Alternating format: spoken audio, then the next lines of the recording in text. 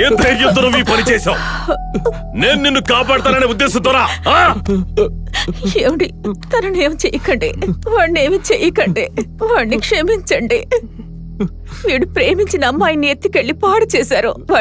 వాడు ప్రేమించిన అమ్మాయిని పాడు చేసి చంపేస్తే వీడు చూస్తూ ఊరుకొని ఉండలేకపోయాడు. ఆ క్షణమైనా నా గురించి ఆలోచించుండాలి.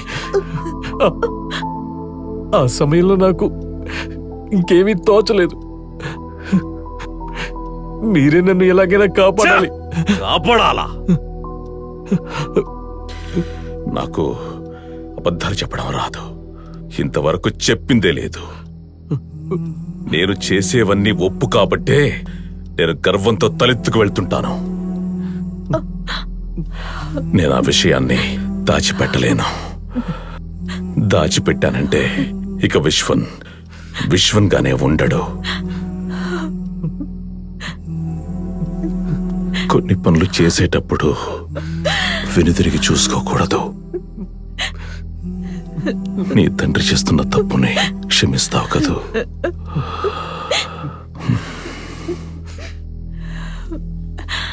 నువ్వు సరెండర్ అవ్వాలి. చేసిన తప్పును ఒప్పుకో.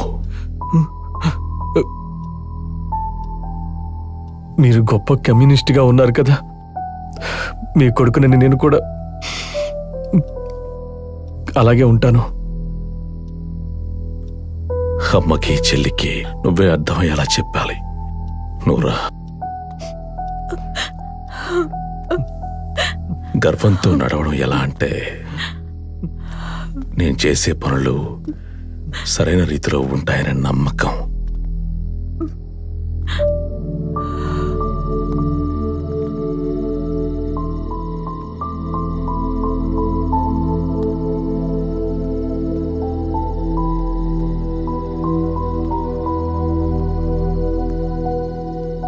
విశ్వ, ఈ హత్య నేరాన్ని నేను మోస్తాను. నువ్వు ప్రశాంతంగా ఉంటే చాలు. ఈ పోలీసులు, జైళ్ళు నాకేం కొత్త కాదు. ఆనంద్ గారిని చిన్నప్పుడు నుండి నా భుజాలపైన పెరిగినవాడు. వాడికి ఏదైతే నేను తట్టుకోలేను. నువ్వు నా తోడబుట్టిన వాడివి కదరా. నువ్వు వెళ్ళినా వాడు వెళ్ళినా నాకు ఒకటే. మీరంతా కలిసి నన్ను ఇబ్బంది పెట్టకండి.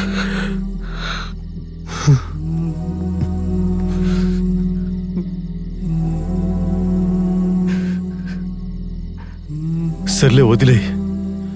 నువ్వు అబద్ధం చెప్పలేవు విశ్వ. నువ్వు అలా చెయ్యలేవు. ఆనంద్ బాబు శిక్షాకాలం పూర్తయి బయటకు వచ్చాక ఒక సరికొత్త వ్యక్తిగా వస్తాడు.